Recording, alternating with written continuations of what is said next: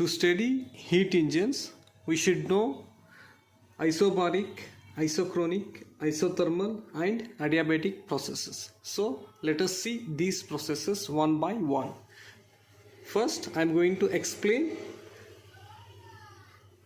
isobaric process. In isobaric process, we are going to consider a system, and this system, it consists of gas molecules and it is enclosed by a piston, and it is having initially it is having volume V1 and pressure P1, volume V1 and temperature T1. This is the initial condition of the system. Now what I am going to do, I am going to supply some amount of heat energy Q to this system. Then after supplying this heat energy, what happens? There is increase in the volume of the system. That is, V2 is the final volume and V1 is the initial volume, and here we can observe that there is increase in the volume V2, and here there is no change in the pressure when we supply heat energy to this system. That is, we are going to write pressure as it is P1, and there is change in the volume V2, and also there is change in temperature T2. This process takes place at constant pressure. Here we can observe that there is some amount of work is done to move piston upwards. Now let us represent this process in PV graph. That is, along y-axis I am going to take pressure, and along x-axis I am going to take volume. Here let us suppose this is the initial volume of the system, and this is the initial pressure of the system. That is, I am going to take it as a P1. Then after supplying some amount of heat to this system, here we observe that there is increase in its volume but the pressure remains constant. So I am going to take it is a V2, increase in volume, and I am going to represent this process by this line. This is the graphical representation of isobaric process, and this isobaric process takes place at constant pressure. This is isobaric process. Okay, now let us see the second one, that is isochronic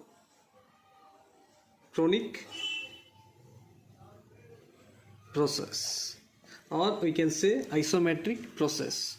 Here also same, I am going to take a system, and it consists of a gas molecules, and it is enclosed by a piston, and it is having initial pressure P1 and initial volume V1 and temperature T1. This is the initial volume, and here what I am going to do, I am going to supply some amount of heat energy to this system. Then what happens? After supplying heat energy to system,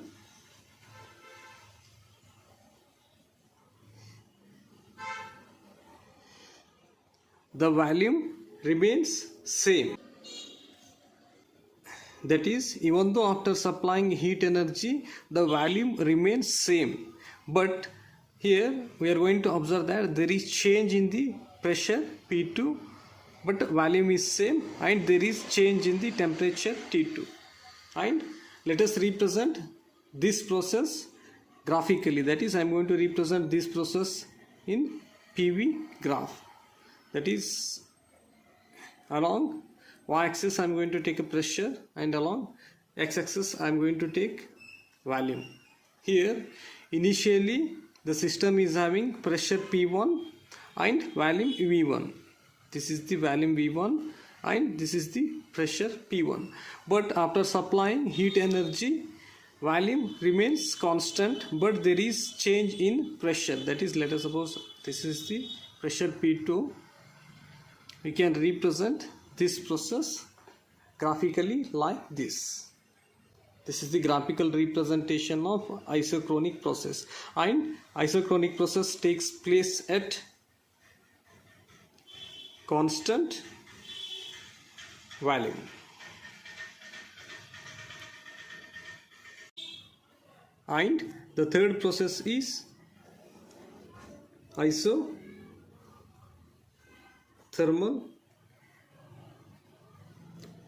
process. Here I am going to consider a system, and it consists of gas molecules, and it is enclosed by a piston, and initially it is having pressure P1, volume V1 and temperature T1. Supply Q amount of heat to the system. Then we are going to observe that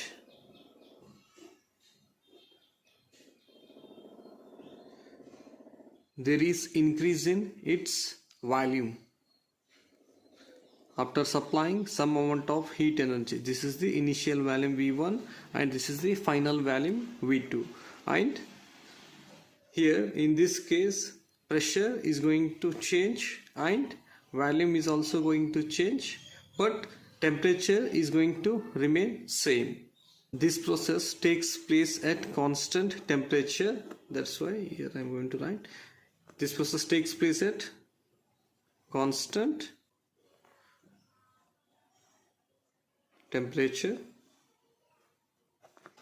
Let us represent this isothermal process graphically. That is, here along y-axis I have taken pressure, and along x-axis I have taken volume. And let us suppose the system is having initial volume V1 and pressure P1. This is the initial point. Then after supplying some amount of energy Q to the system, then there is increase in its volume. I am going to take here, there is increase in its volume, but there is decrease in its pressure. This is the decrease in pressure.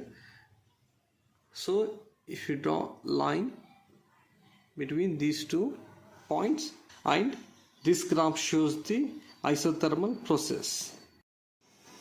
Okay, now let us see next type of process, that is adiabatic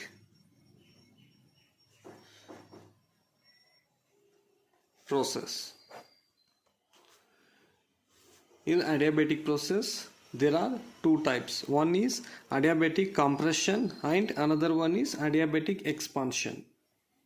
First I am going to discuss about adiabatic compression. Here I am going to consider a system. It consists of gas molecules and it is enclosed by a piston. Here we are not going to supply any amount of heat, that is, amount of heat supplied is 0, and initially it is having pressure P1, volume V1 and temperature T1. And in adiabatic compression we are going to observe that there is decrease in its volume. It is initially it is having volume V1 and finally it is having volume V2. There is some amount of work is done to move piston downwards. This is the adiabatic compression.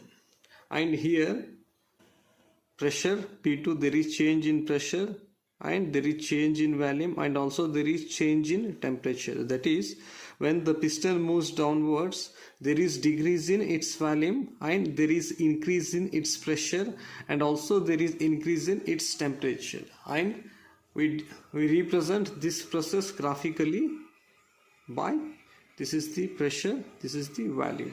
Initially it is having volume V1 and pressure P1. Then after compression it is having volume V2 and pressure P2. There is increase in its pressure, and we can represent this process like this. And it is having temperature T1, this is the temperature T2. This is the graphical representation of adiabatic compression process. And similarly, for adiabatic expansion, in adiabatic expansion process, we are going to consider a system, and it consists of a gas molecules, and it is enclosed by a piston.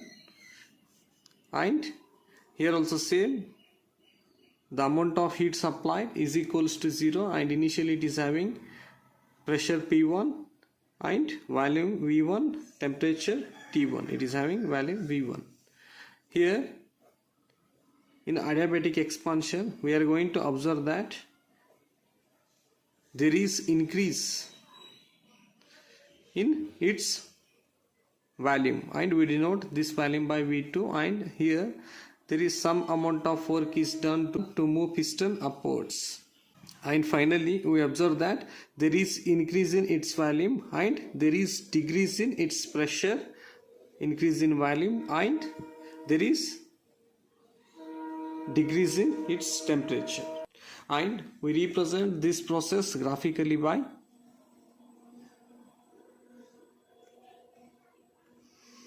this is PV graph. Initially it is having volume V1 and pressure P1, and finally it is having volume V2 and pressure P2, and we denote first point here and we denote second point here. This is the graphical representation of adiabatic expansion process. And here I am going to write equations for adiabatic compression. That is, here you see that T1 is the initial temperature and V1 is the initial volume, and power gamma minus 1 is equals to T2 into V2 power gamma minus 1. This is the equation for adiabatic process. Here T1, T2 represents temperature, V1, V2 represents volume, and gamma is a constant. And to study heat engines, we should also know specific heat capacity. That is, specific heat capacity of a substance is the amount of energy required to rise the temperature of 1 kg of the substance by 1 centigrade. This is the specific heat capacity definition, and the equation for specific heat capacity is given by Q is equals to M into C into delta T, where M is the mass and C is the specific heat capacity, that is, it is the specific heat capacity, and Q is the heat energy, and delta T is the temperature change. It is the temperature change, that is delta T is equals to final temperature minus initial temperature.